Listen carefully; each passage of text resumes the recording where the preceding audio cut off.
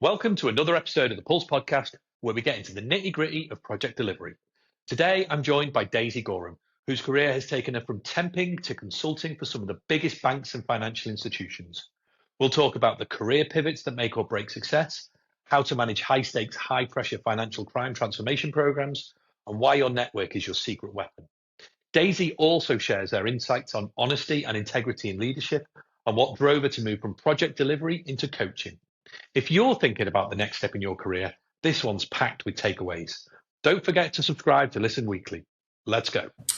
Daisy Gorham, welcome to the Pulse podcast. How are you? I'm very well. Thanks so much for having me, Mark. It's a pleasure. No, you're very, very welcome. Thank you for joining me on this lovely, nearly spring Friday morning. The sun is shining, although I think it's not as warm as it has been. But we're spring is on its way, and yes. Lovely to speak to you. So, what the place where I always like to start, Daisy, when I start these podcast episodes, is kind of how you got into this profession, this crazy profession. And I think one of my reflections is when I went to school, I was not dreaming about being a project manager or a program director, and I'm sure you weren't either. So, why don't you share with the audience how you got into project delivery and what your route into that career was. So being very honest, actually, the environment that I grew up in and my background, we didn't have a huge amount of money, but I always kind of worked hard, and I think from an early age saw that I needed to make things happen for myself. So I had this kind of hunger for adventure and exploration from quite a young age. So I did all right in my GCSEs, and then I tried college. Lo and behold, wasn't quite what I wanted to do, and really wanted to sort of get out there.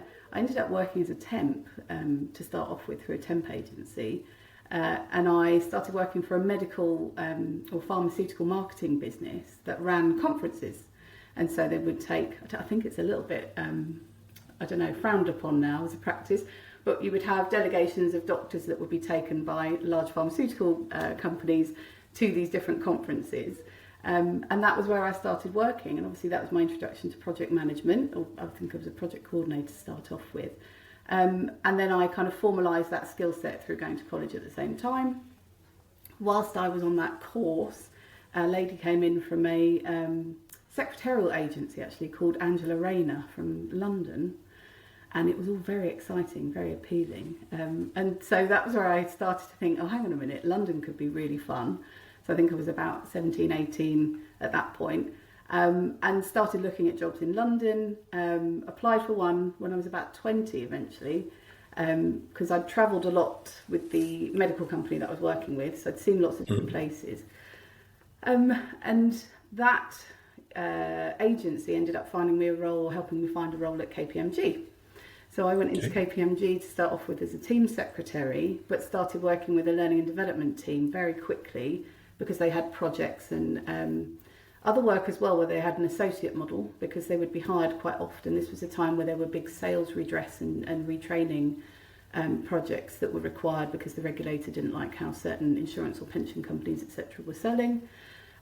So we had the really fun sort of portfolio approach of actually delivering training and actually finding really skilled accredited trainers and managing a pool of associates.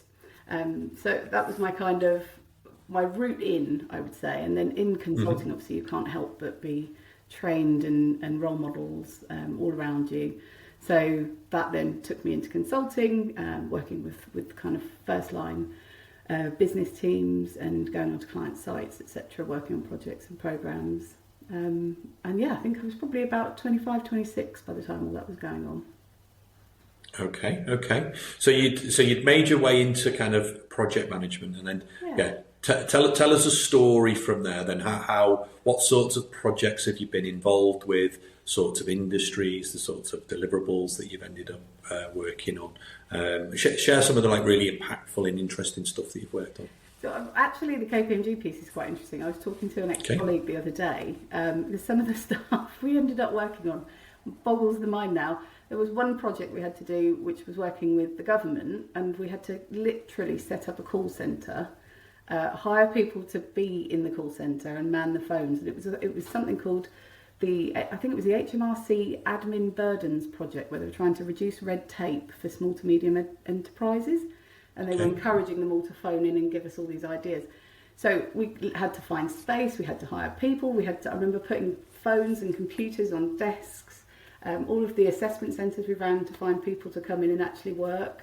And in terms of actually delivering something like that, seeing the physical, tangible output, and then looking at call reports and all the kind of progress, stats, the KPIs, etc. That was, I guess, a real introduction into how to, I guess, create, stand up, run a project and actually monitor it and be accountable on such a large scale.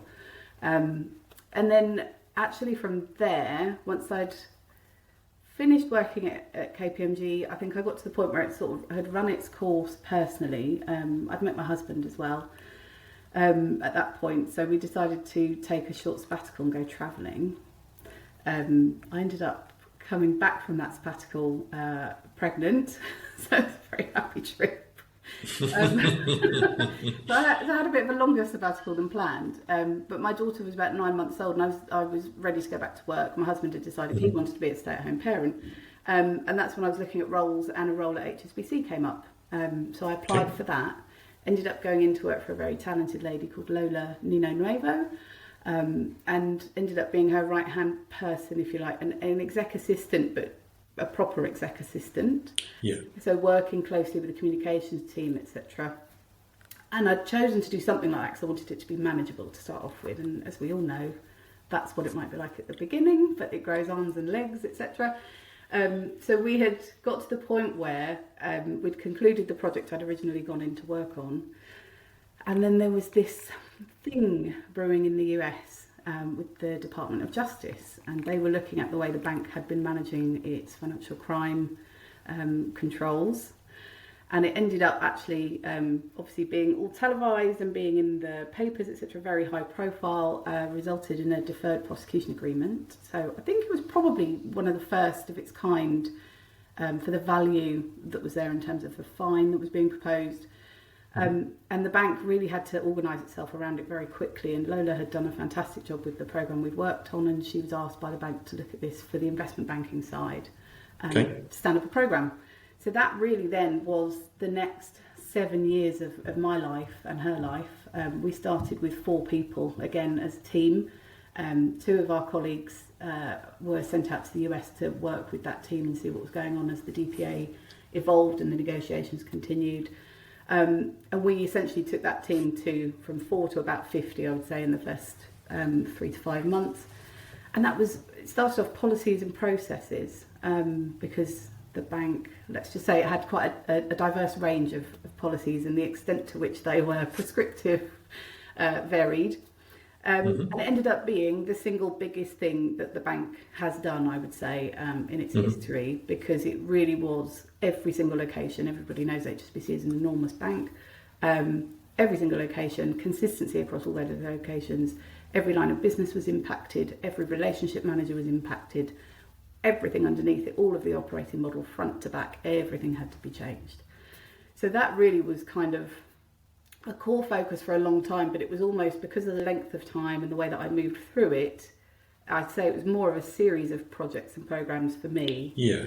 And incredibly interesting. It resulted in me working in London for a couple of years. I ended up, because I was helping set up the teams globally, I ended up moving out to the Middle East. So I took a role in Dubai, working with a fantastic role model called Darius, and he set up a team out there. We grew that team. We started working with a gentleman very closely who was running the markets team for media at the time, called George El-Hedri, who now runs HSBC. And I worked very closely with the COO there, as did the rest of our team. And then there was a natural progression in terms of not necessarily technical ability and familiarity with the project, but actually the way that I worked, and stakeholder management, communication, leadership, team development. I've always had people at the centre of everything I do, and I think that's what's made me successful. But yeah, huge amounts of money being spent, huge high stakes in terms of personal impact, people potentially going to jail, being held personally responsible for failures, monitor testing going on consistently all the way throughout the year, all the preparation of that, the reports, dealing with the outcomes, recommendations, etc. So it was enormous. Yeah. What fabulous experience. What were some of the key sort of lessons that you'd be able to share with kind of the audience about the exposure and the time on a project of that sort of scale and magnitude? It's quite a long period of time to be involved with one thing. It's such a broad impact, a huge organisation like HSBC, as you say. What are some of the key takeaways, if you could try to distill such a complexity down into some bullet points? What were the key takeaways for you? So I know you talk about this a lot, obviously, in your content and the way that you work. A network is really key, right? And people have, I think, a perception of what networking is like. And we've seen people that do networking and are looking over your shoulder the entire time. That's not the type of networking I'm talking about. But investing in relationships and really listening to people and taking the time to really understand what's required, clarifying problem statements, and then actually trying to play that back to people so that they really understand what you've heard and what your plans are and how they impact them. So that builds kind of trust, it shows accountability and responsibility. And I think if you can position yourself in that way and operate that way with integrity and honesty, deliver on the things that you commit to, your network will be a really strong one. And that is really helpful when you don't know the answer to something. Really helpful when you've come up against blockers, right? So we all know somebody who is particularly difficult to get budget approval from. If you know people around them, people who work for them, you can have quieter conversations, you can find out what's really going on so that you can then position yourself again in a way that you can potentially overcome these sorts of challenges. It allows you to have a lot of information, and I think in terms of network and growth and that span, that it's a little bit like LinkedIn in person, isn't it? Once you've got your first connections, they can always help you. If they don't know, they'll help you find the person that does. So I used to spend, this was obviously the days of phones over emails to begin with at least, I used to spend a lot of time on the phone with people and trying to help fix problems, and as I say, that gives you that kind of know, like and trust relationship with people. Absolutely. Isn't it interesting in an age where the answers to any question are kind of literally at our fingertips through search engines and through large language models and everything, that actually the real answers are still with the people?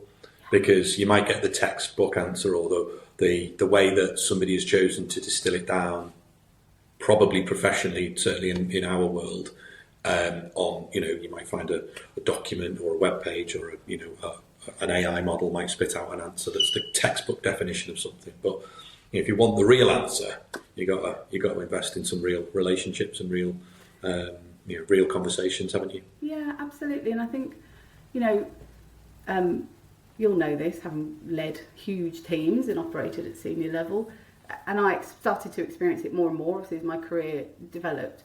But the amount of pressure that is on a senior leader at any given time is enormous, right? And we talk about culture. When it's high stakes and there's a lot going on, there's a huge amount that as you get more senior, you start to feel increasingly solely responsible for. And so the way you might have to act or behave in a meeting or communicate certain messages is potentially quite different from how you might be if you bump into that same person, in a coffee setting or in a lift. Yeah. So having that sort of relationship where you can quietly say something and go, I just want to sense check this because what happened in that meeting wasn't quite in line with what we discussed. Or if I ask you this, what's the best way to get that through that governance forum? That goes a huge way. And I think, if you want to build senior level relationships, one thing people really like at a senior level is people who can help them fix problems. If you can add to that saving money or saving time, great. And if you can make them look good as well in the process, give them some recognition as well as get some for yourself, happy days. I think that's what will build your visibility, and it works both ways. It's kind of symbiotic. The holy trinity of what senior leaders want. Absolutely right. The other interesting thing that I want to pick up on, I know, because before we started recording, we had a little chat about this kind of honesty and integrity, something that you're very, very kind of passionate about, your core values. Yeah. I think Is it interesting, isn't it, that I think we would all say that, honesty and integrity is important to us and we all have it, but obviously we all don't, because that's, we see things manifesting all the time. So do you want to just explore that a little bit further for us, Daisy? What to you are kind of the key components of honesty and integrity in this sort of kind of project delivery environment? What are the behaviours that you can demonstrate that engender that trust with those sort of senior leaders and allow you to get their ear and that relationship build? Because it's easy to say, hard to do, isn't it? And conversely, what are perhaps some of the behaviours that you see people displaying that work against that? Do you want to explore that a little bit for us? Yeah, so I think, look, as I said earlier, it's incredibly difficult at the top. And the top is where most people, or a lot of people, aspire to be from a career perspective. Be careful what you wish for, because as I say, it can be quite lonely, intense pressure, very long hours. And I'm not saying that isn't the case for people who are less senior. Everybody, Sure. could potentially be in that scenario, especially on a project or a program. I think culture is a really important thing, right? And fear will kill any kind of real level of honesty and integrity and openness. Now, what I've always tried to do is, at least within my direct control, create an environment where there is a high degree of psychological safety. And now that might mean that, because you can't necessarily, replace an entire management team that are underneath you, and you're going to get a mixture of personalities, right, in the way that they work. But if your staff know at all levels that they can come to you personally, and you will always listen, and you will always try to understand and help come up with a resolution, then that's, I think, a first step to people knowing that somebody is recognising that people work in different ways. I think most people probably are honest and have integrity as a value, but these environments that we end up working in, again, high pressure, not a lot of time to do a huge amount of people, engagement work, etc. You need to have it as a daily practice, and you need people to be speaking up, because guess what? When something does go wrong, it is ultimately going to be you that's answering to the COO or the CEO or the head of the business. And in that regard, when there are mistakes, just help the person that's brought them to you, work with them. The number one priority is objective assessment of what's happened, not blaming, not personal attacks, etc. Because then you'll start to see that ripple through the team as well, because then they'll start to blame somebody else and somebody else. Ultimately it's a level 7 analyst who works in a completely different place that's to blame all of a sudden. But the other thing I think then is, in your stakeholder management approach, is to make sure that you own and take responsibility for that, and you are honest about what's happened. You consult with them, have a proposal as to how that might be fixed, maybe 2 options. That's often quite a nice way to do it, so that they feel like there's 2 different ways of doing it. It's their decision to make. But I think that goes a long way to them then seeing you and how you manage your team, and it's not about you passing the buck, right? They trust that you will be there, you will fix it, and that it won't happen again. And so taking that time, even when it's a really high pressured environment, to actually look at it and correct things properly. There's that saying, isn't there? Fail fast and fail forwards. Allow people to just get over it, allow people to make a mistake and learn from it, but don't hold it against them, and don't publicise it unless it's objective and it's of everybody's interest. Agreed. That black box thinking as well, the Matthew Syed book, which I really like. Yes. Yeah, absolutely. Yeah, black box thinking, Matthew Syed, if people want to look that book up, really fascinating. Okay, so what I'd like to do now is I'd just like to shift gears, Daisy, because obviously you've got a fascinating kind of project delivery career, but each guest on the podcast, what I like to try and do is kind of to delve into a particular specialism that I think will be helpful for people.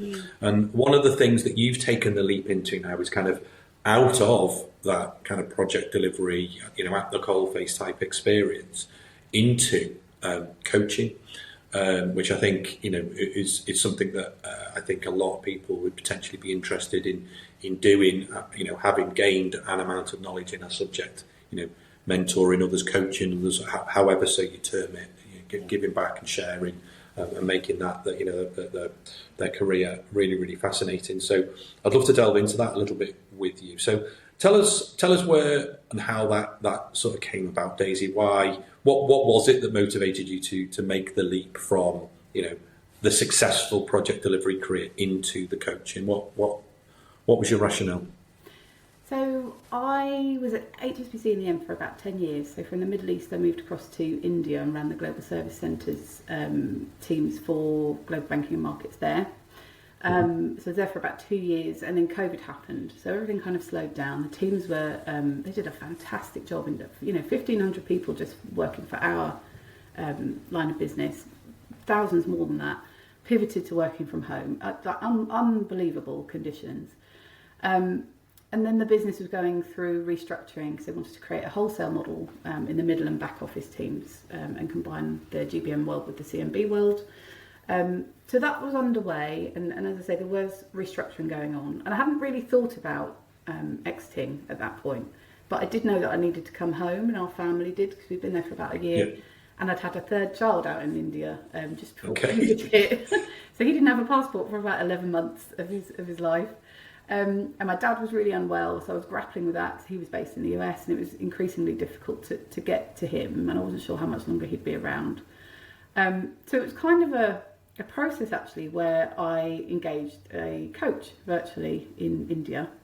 And obviously I've always really cared about people. I think one thing people would say about me is that if they wanted help or they wanted advice, they would come to me. And I was finding, again, particularly because I was female, maybe because I was in the Middle East and India, it was a little bit more noticeable, but a female leader that people could actually talk to and come to, and was seemingly people focused.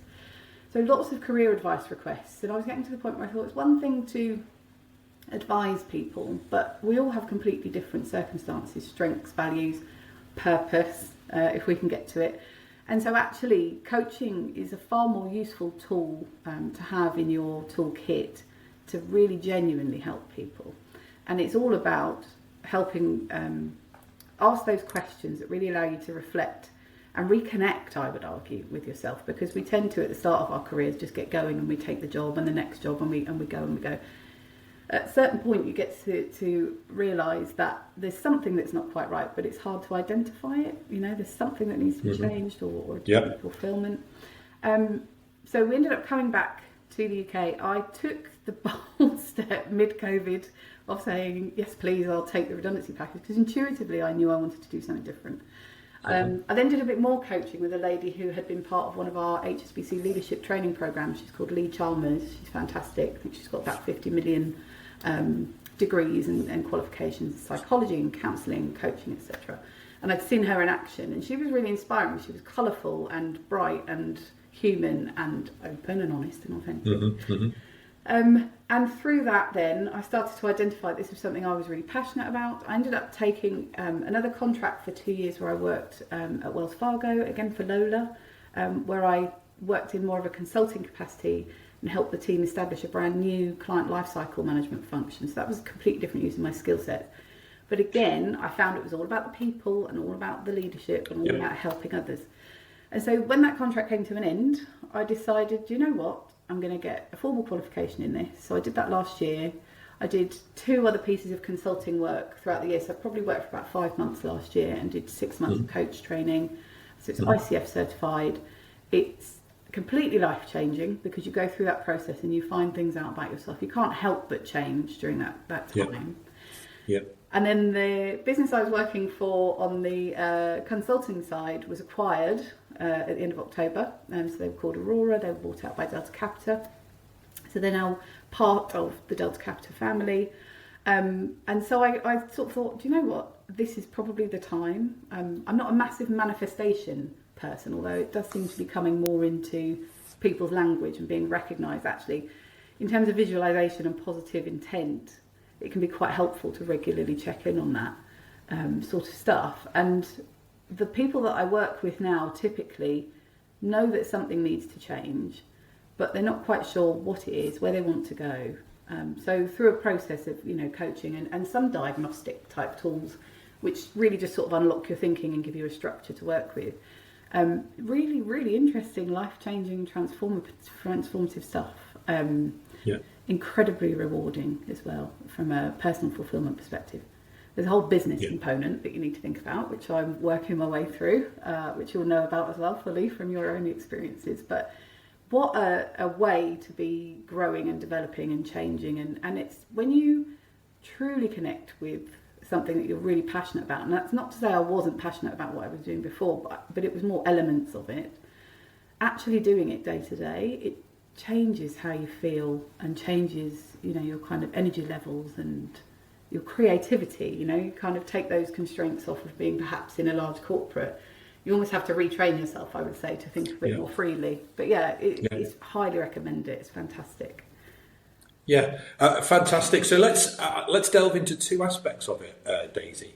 I'd like to delve into the kind of the business aspect of it and kind of being in business of your own account, attracting clients, how you go about doing that, that sort of side of thing. And then I'd also like to delve into the service offering as well, so the coaching that you provide and the journey that you take people on. We'll do it the second one first. So let's delve into the service offering first then. So, what in terms of, because there's lots and lots of coaches of all different, shapes and orientation, size, and all these different things that get offered.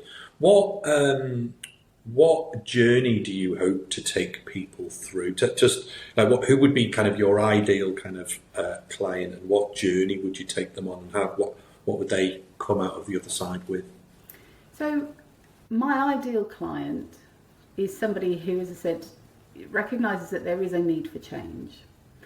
Now, there might be at the beginning of that recognition process, they may be fully in it and maybe they cannot stand what's going on day to day. So I've kind of range there. And the initial engagement is really, them getting in touch and saying, I'm interested, this is what's going on for me at the moment. Is that something you think you could work with me on? The answer is always yes, because coaching is, a really powerful tool. And just, sorry to interrupt you, Daisy, just to make that real for people so that it's really tangible. Changing what about themselves? Is a indicating signal that they've got unhappiness in their career? Is it their personal life? Is it some other aspect? Have you honed that down? Is there a more specific you can make it? Well, this is where it's interesting. So it's almost always career related. Okay. Almost always. And I say almost always because there are a couple of people that I work with who aren't currently working. What's really interesting about it is ultimately it's always about so much more than career, and sometimes it's actually nothing to do with the job that they're doing, and it's far more about other aspects, etc. So yeah, I would say 99% of the time it's career related. Okay. Yeah. Okay. And sorry, I did interrupt you. You were kind of starting about that somebody's got a career-related unhappiness, recognition that something needs to change. Yeah. And so you have your first conversation, and what are you seeking to find out in that early conversation? So that first conversation is what I call a coaching chemistry session. I think that's probably recognised in the industry as well. That's really me. And the coachee or potential coachee having a conversation at that point around what's going on, what's brought you to this conversation, what are the sort of experiences that you're having. A lot of people will mention things like imposter syndrome. They'll mention real frustration that they've not been promoted for the third year, for example, and they just don't know what's going on, what's wrong. Okay. And it's really an opportunity to also see if we would work well together, because the most important thing is that you choose the right coach for you to be open and honest with. Of course. Because you won't get a valuable experience otherwise out of it. So you really need to make sure that relationship is right for you. So yeah, and that's free. Okay. That first session, always no obligation. And then from there, there's usually an agreement around, okay, I'd like to do some coaching with you. Let's contract now for how many sessions it might be initially. And then through each of those coaching sessions, there can be an overarching contract, like, I really want to work on my imposter syndrome. What will happen then is each of those coaching sessions will have a contract within it for that specific session. So you will go through a process at the beginning of really getting clear on what is it you want to work on today, how can I be the right coach for you today? What is it that you need? Because that might be different on different days and different sessions. What outcome are you looking for by the end of this? And how will we know that we've got that outcome? So, you know, it is specific and measurable. And it has to be driven by the client. It's not for me to tell you necessarily what your outcome needs to be and how we'll, you know, measure that. I can give you ideas. If you tell me you want me to be that kind of coach, that's absolutely fine. And then on occasion, I think because we live in the real world, there is an element of mentorship that can come into it as well. I think, you know, people do like reassurance and comfort that they're not the only person thinking this, or, you know, does that sound crazy? And it's an opportunity for people to really sort of unpack and free think, but come out by the end of the session with really clear, actionable steps that they can actually take away, work on between the sessions, and then see progress, if you like, week on week or fortnight on fortnight. Okay, super. Okay, and so it's quite free format. You've not got any specific programs that you take people through. It's very much kind of diagnose what the individual requires and then take them through a tailored set of steps. Is that what we're saying? At this stage, yes. So the thing, you know, about our ideal client and running a business as well is very much trying to find ways to help the client understand what problem you solve. Why they should work with you, or why they might want to work with you. So giving them enough information that it's a tangible proposition. And so if you look on my website, which I've had created over the last couple of months. And the URL for this website is, Daisy? It is www.daisygorham.co.uk. Perfect. I'll send you the link. And there are packages, if you like, that are on there, and again, that's not to say that one size fits all, but some people are more comfortable saying, do you know what, I'm happy to spend X amount of money on 4 coaching sessions, and I know I'll get a couple of tangible things as well. So I'm working on, you know, the creation of some content to support the coaching process. So there is a package at the moment we've got a couple of clients working on, which is 4 coaching sessions, a couple of diagnostics around strengths, values, and then a CV review process as well. So there's some supporting material where they can work on feedback that we've given them on their CV. But it's very much, again, it's not me writing your CV or my colleague Sarah writing your CV. It's very much a review of the CV, a conversation about how that might look, and then coaching style approach to support that, so that you come out of that with a CV that really is about you, the value that you bring, the problems that you solve, the way that you work, and is aligned to the sorts of roles that you want to go to next. Brilliant. Okay, so we if anybody is kind of feeling those sort of those feelings of, you know, they know something's wrong but they can't quite put their finger on it, then it might be a good idea to at least have a little coaching chemistry kind of diagnostic type call with Daisy. So hugely encourage you to do that, and if nothing else, meeting Daisy is a lovely experience, so I would recommend that. Let's go into the business. Let's get into the business side of it next, because I think I'm trying to kind of put myself in people's shoes listening, and I'm thinking, that's great, I would love to do that, but all the tangible kind of businessy aspects of it, don't know how to get through those. So, tell us about kind of the steps that you needed to go through to kind of, bring the business to life. I mean, not the the boring mechanics of limited companies and all that. I'm sure everybody, that's not to cover here, but I'm more thinking about creating the proposition, articulating the proposition, putting the proposition in front of the right people so they are aware of you and can buy if they choose to do so, outreaching to people if that's something that you're doing, to tell them that you exist and a conversation might be cool, defining who your ideal customer is. Some of the more kind of, I guess we're veering more into kind of the sales and marketing side of business now, but share with the audience and I know you're relatively early doors on this and there'll still be steps that you need to take. Tell us about that journey so far, about getting it from a blank sheet of paper to where you've got it to so far. Well, the first step, which I would highly encourage everybody to do, is actually get trained and certified. So that's not a quick process, and it does cost money, unless you'd be amazed how many people have actually had 6 months or a year's worth of coach training in their organisation and have got a certificate sitting somewhere but have never done, because there's another part of it where you have to do 100 hours to get ICF certified at an ACC level, and then there's PCC. So bear that in mind. that it can take time to do that part of the process.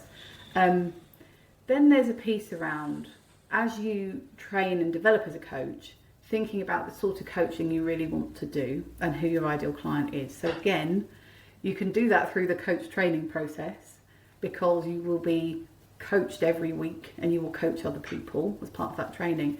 So that's a really, if you are thinking about doing it as a kind of, a job or almost a portfolio approach, because a lot of people will do interim or contract work, but then Fridays are a great day for most people. So you might do a 1 day a week to start off with and just fill your diary up on a Friday, but do a 4-day week. And so getting really clear on that, I think, is a really important piece, because when you tell people that you're training as a coach, or I've become a coach, oh, what kind of coach? Are you a life coach? And that's what you can tell people going, and also people immediately thinking that you're going to try and sell them coaching. That's the other thing. So I have had to practice that and had to get clear on my own kind of purpose and the sort of work I wanted to do. And even then, if I tried to articulate it fully, I don't think it would make sense to most people. So talking about it, so I worked in client lifecycle management. I like to call it career lifecycle management, actually, because it makes sense in my head. It's, there's a cycle and there's different aspects. Nice. And that works on a personal level and on an organisational level as well, because it's all sort of aspects to it. So that's something I'm working on at the moment. There's the piece around actually finding clients on a one-to-one basis. If you have followed all the steps that Mark has told you about via LinkedIn over the last at least year, you will have a network on LinkedIn. Even if you haven't followed Mark's advice, you'll still have some kind of network on LinkedIn, right? How well you know that network and how often you've spoken to them, etc., debatable. But that really is, I know you talk about networking a lot, and you talk about really focusing on, the value that you bring and the problems that you solve. People know you in that network. They know, like, and trust you. And so once they see that you are doing something like that, they are likely to kind of approach you and say, do you know what, I've seen that you're doing this. I'd love to work with you. Even better if in that kind of early stage you're able to say, I'm now a certified coach and I've got space for X number of clients and I can offer preferential rates at this point. Because when you're starting out, some people are bored and they just go for it. But others, if you're still at early stages, and I think from an integrity point of view as well, it allows you to coach and start to build relationships. And then word of mouth, recommendation, telling people what you're doing, so that when they're in other conversations, they can say, oh, well, so-and-so I know who is now a coach, and they're brilliant, and they're really good at this, this and this, because I worked with them, or, they're a really great person, they know all about AI, that sort of thing, if it's somebody that's wanting to get into a tech career and they're not currently there. So that's part of it. The other piece, I think it depends on who you talk to. So I fully believe in credibility, and I think my clients deserve to be able to go and see what I'm all about. So I think having a website is really important. It also forces you to get really clear on your ideal client and what your offering is and what that actually looks like and how you structure it. So that's why the website is really important to me. Having photos taken for that website really made me think about the branding and the colours. And the logo was the first thing I did, working with a really great guy who did my logo and my branding originally. And so that then, again, really gets you to think through and start to pull the whole thing together from a branding point of view. Not massively prohibitively expensive if it's just you, right? And there are lots of people that do it for a range of prices. And then testimonials. People giving you feedback all the way through, listening to that feedback, thanking people for their feedback. Can you potentially get people to do an interview with you? So there are lots of great people in my network that I really want to interview, so I can start a newsletter and a blog, and have that newsletter create traffic to the blog on my website. And again, it's not just about building the business, it's about making people in their careers accessible to everybody and sort of demystifying that career trajectory, career progression, etc. Really being open and honest about it. And then I would say, ask for help.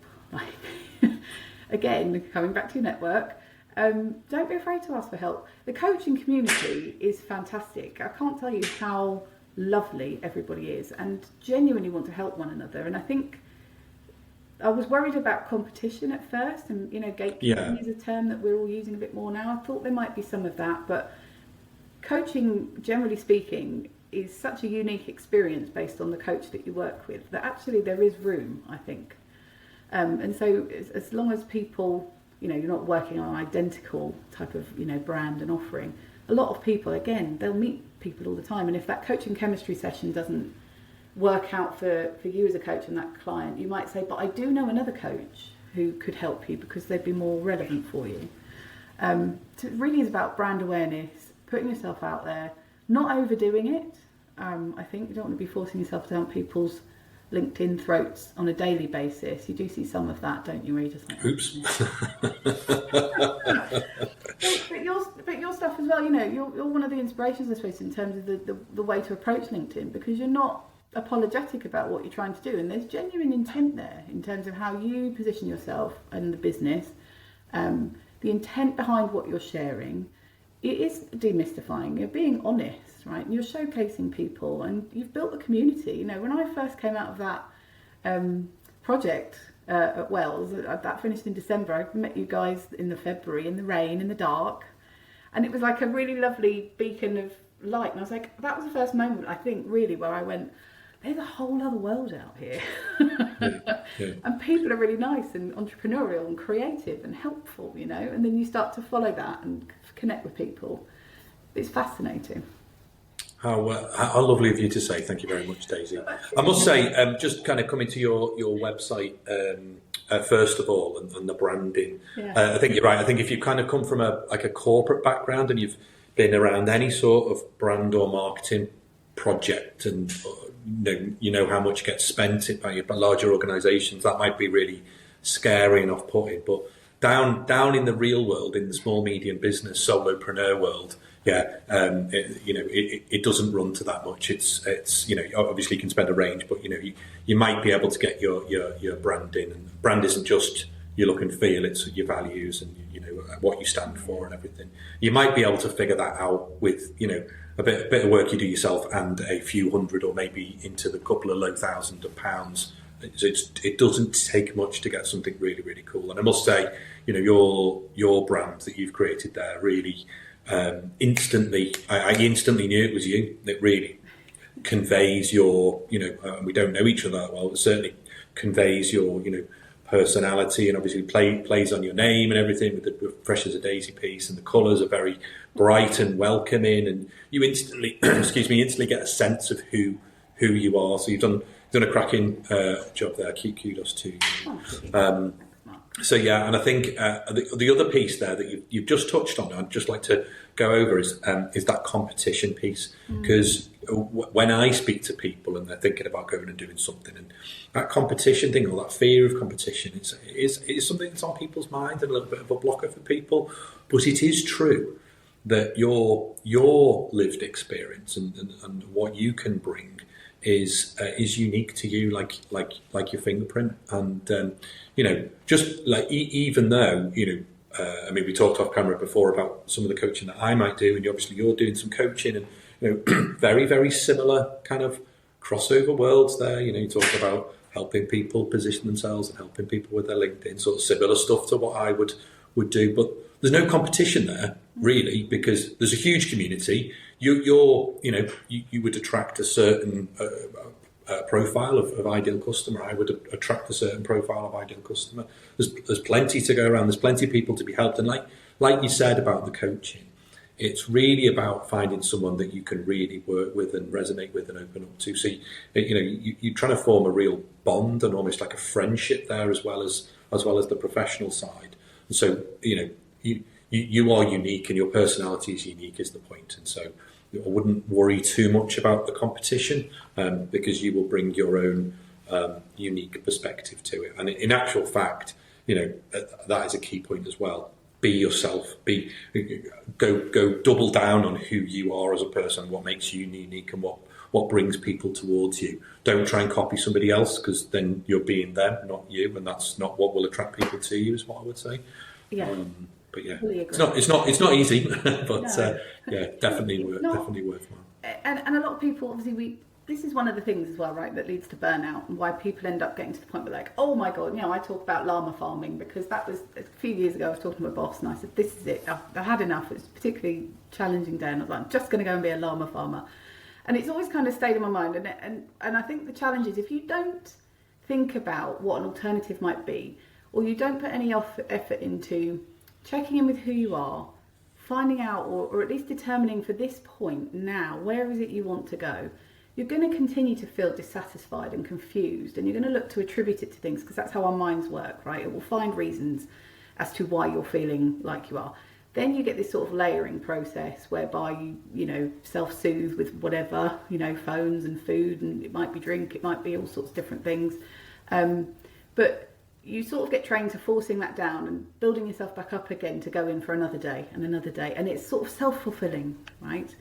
And I think then trying to tell yourself, right, suddenly I've got to decide who I am and what type of coach I'm going to be.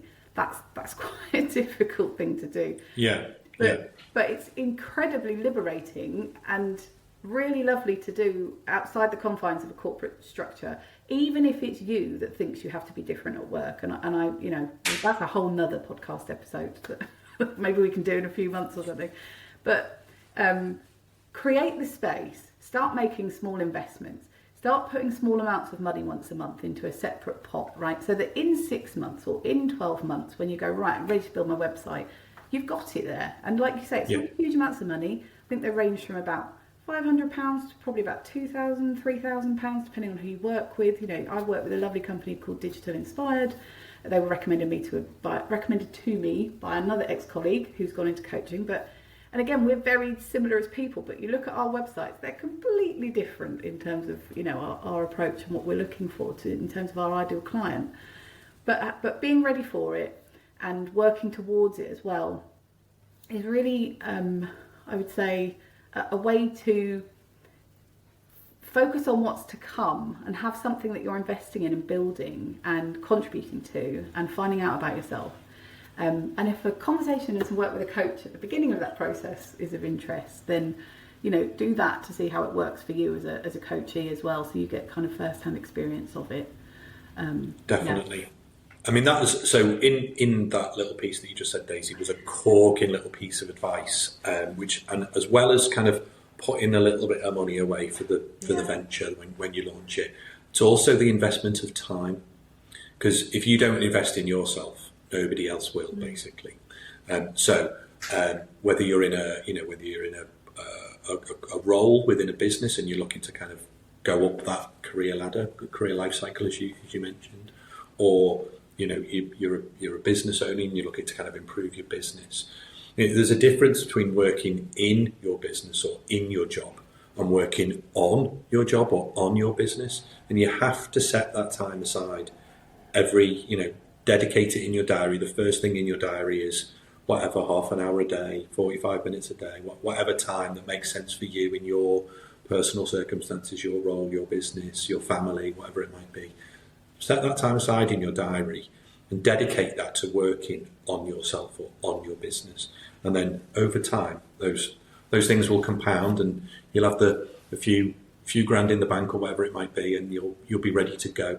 Because there's never a good time. There's never a good time to launch. An opportunity might present itself, like as you say, like a redundancy or a set of career circumstances or whatever it might be, and that might be like optimal. But there isn't really a good time, because life happens while you're thinking about it, doesn't it? So I would definitely advocate spend time on yourself frequently, set in your diary, and do it kind of metronomically.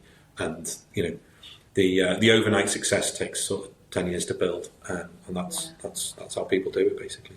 But, I know the community that we're talking to here, right? We're talking to project and program managers. So make yourself a high-level project plan. Think about it. Get some inputs. How long is this going to take? How much is it going to cost me? I want to do a coaching course. Oh, hang on a minute. Nothing starts for 4 months. There's all these sorts of things where you might think you can sort of fall into it, but having that plan B and working towards it, as I say, really fulfilling, as you say, really puts you in a strong position when the timing is right. And the other thing I just wanted to highlight as well, there are lots of people, contracts are being ended with next to no notice. Jobs and contracts are becoming increasingly harder to find. imagine having the peace of mind that you've put money away and you're ready to go from, half a day of coaching to 3 days of coaching.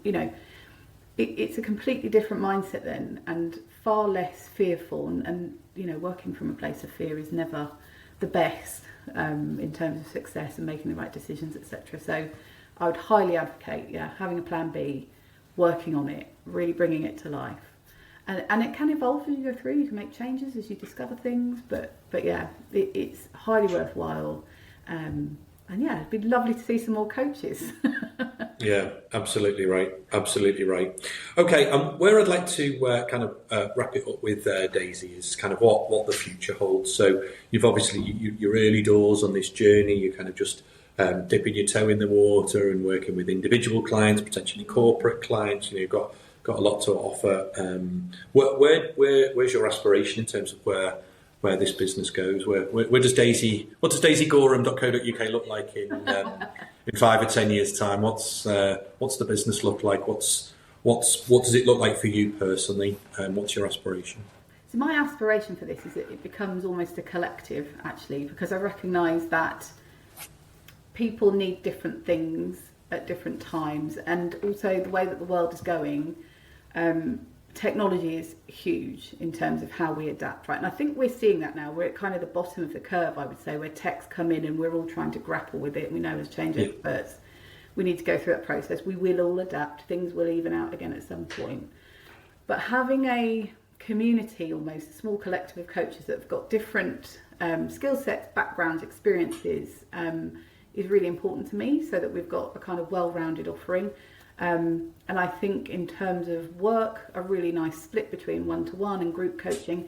Retreats is something we'd really like to do, because we recognise that lots of people work incredibly hard, maybe don't want to find the time to do a 6-month programme, but would really welcome the opportunity to go for a day and do some reflective work and be in nice surroundings and fill up their cup, and meet other people. So community and connection in this digital world it's okay, and it's an imperative, but there's nothing like meeting people in person, I would say. Especially when we do it so rarely, it becomes almost even more of a valuable experience. Amen to that.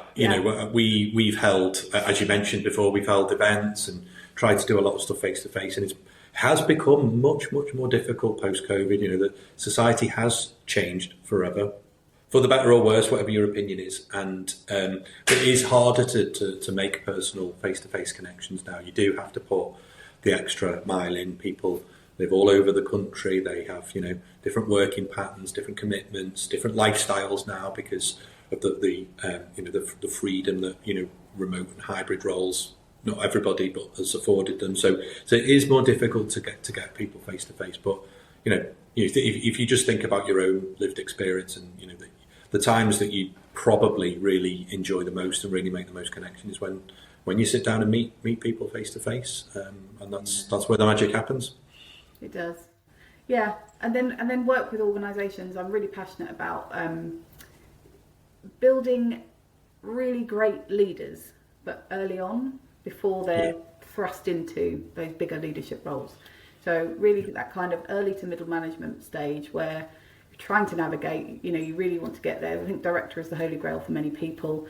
How can you do that in a way that builds the kind of leadership that we need, that is authentic for the individual, and then working with organisations to kind of have ongoing management, KPIs, reporting, and really supportive, engaging cultures that people are encouraged to develop and have that kind of confidence and job security, because it does nothing but enhance the organisation and build a stronger, better culture for people, where people can really thrive and do their best work. Might sound too much of ambition, but that's the sort of work I'd really like to do from an organisational perspective as well. Amazing, and I'm really looking forward to seeing how that journey goes for you the next few years, Daisy. So good luck with all of that. Thank you so much for your time today on the podcast. I've really enjoyed the conversation. I hope the listeners have enjoyed it too.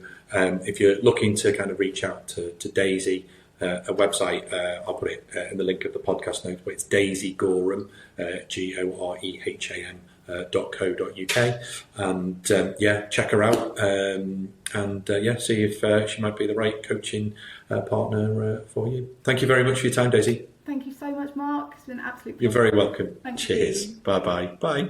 Bye.